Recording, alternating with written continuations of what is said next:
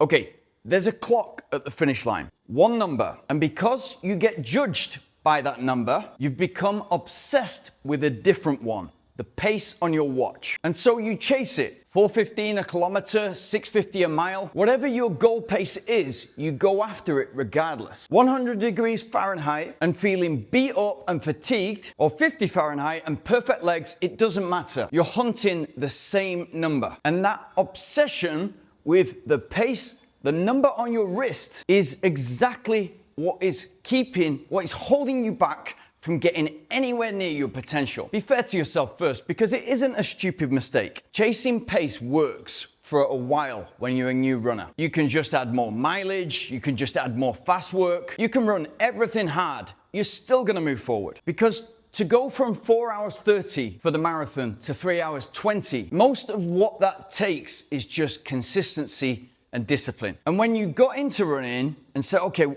I'm gonna run a marathon, what's a good time? Depending on where you are and who you spoke to, somebody might have said, I know a guy who ran 4 hours and he's fit. And so that's your target. And so if you work to pace, if nothing else, it will just give you a goal. More accurately, it will just give you direction. And then you'll hit it and there'll be a sense of accomplishment because what you heard was good, you have achieved. Next marathon, set yourself a new target, so 10 minutes quicker, not a bad improvement, 4%. Run that 350, again, success ticked. And 2-3 years later, you'll be running 320 for the marathon. And you're just 10% away from a sub 3 hour marathon, which everyone knows is brilliant. And what a great life. You're traveling around the world or traveling around the country, you're pushing yourself forward, you're doing something that is affecting for the positive for your physical, your physiological self, as well as your mental well-being. You're setting a great example for children, especially your own. So if that's your thing, I'm not arguing against it. If I met you in an airport, we'd have a great conversation. But at some point,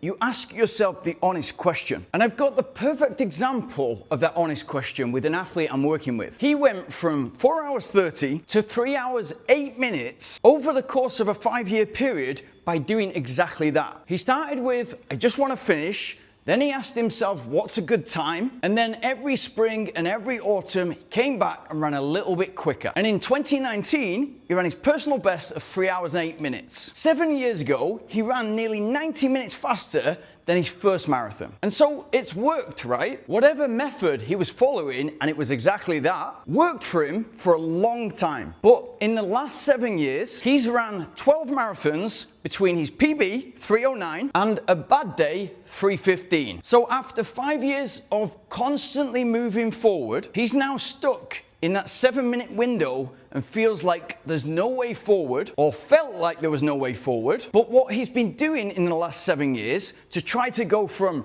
308 to the magical time of 259 is follow exactly the same process as what would work for him for the first 5 years of his running. 16 weeks out, picks a pace, 650 a mile, and starts running at that pace, a little bit slower, a little bit faster, on the treadmill through the harsh, dark winters, through the hot summers, 650 a mile, a little bit quicker, a little bit slower. 12 marathons, flown to the fastest courses in the world. Valencia, 313, off day, something wrong with my stomach, didn't quite hit it. In his words, fail. Chicago, 312.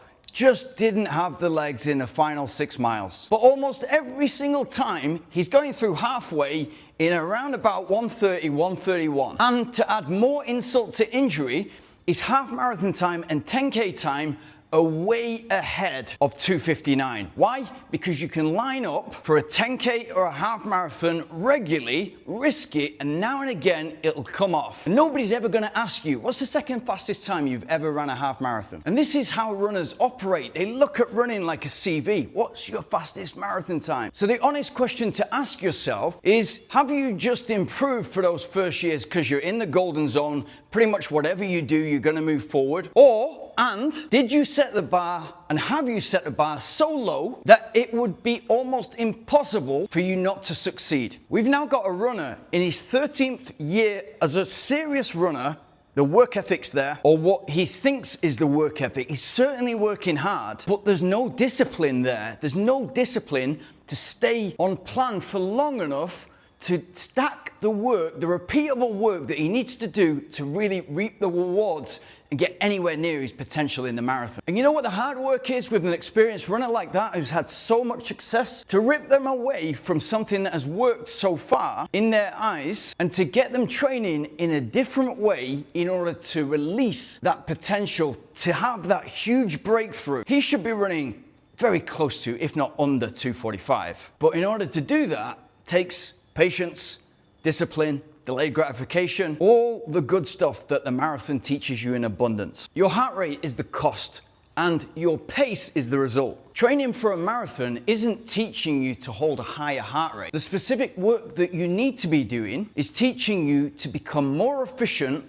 for the same heart rate. And as I got from this runner, but my first marathon, my average heart rate was 144 beats. My PB marathon was 162 beats. Yeah, but you were out there for 94 minutes less. So in the same way that your average heart rate for 10K is probably higher than the average heart rate that you can put out for a marathon, your ceiling didn't go up. It's just that you spent less time under it. So if you've ran 3 hours and 18 minutes, 10% off a sub 3 hour marathon, and you think, I'm close enough, I'm going for it, and you come down off that high of running at 318 PB, you let the body recover for a couple of weeks, and then you jump back into training and you do 4 times 3 miles at your new marathon pace, the new marathon pace that you've decided, one of two things will happen. 95% chance or more, you can't complete the session.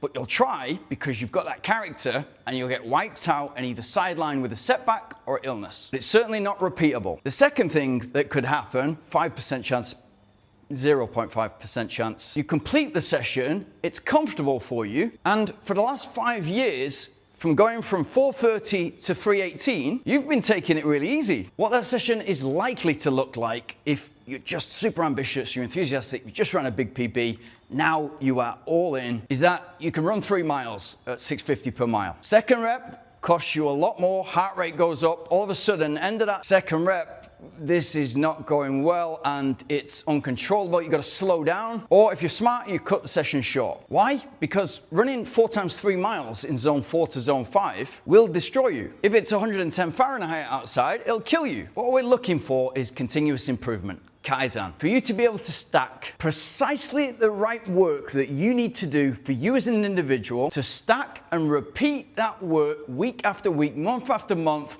load the work and peak just in time for your marathon. That's not possible if you're wiped out after every single key session. And when everything has worked like that, 430, 318, 308, constant forward motion, everything I touch turns to gold. What has usually been neglected is all the little stuff, which is really the big stuff, which will allow you to train from that 308 for a major breakthrough because you've got multiple things working in your advantage that are all complementing the other. The success stories that I post are the runners who are comfortable enough to let me put their picture online. But it's just a fraction of those who make a major breakthrough. But the red thread from those who make the most progress on the method is that they've got the patience. The work's already happening. They don't need the discipline. It's happening anyway. It's past motivation. It's past discipline. It's just what is happening on a daily basis. They don't need the accountability because they want it so much anyway. But that trust in the process, that patience,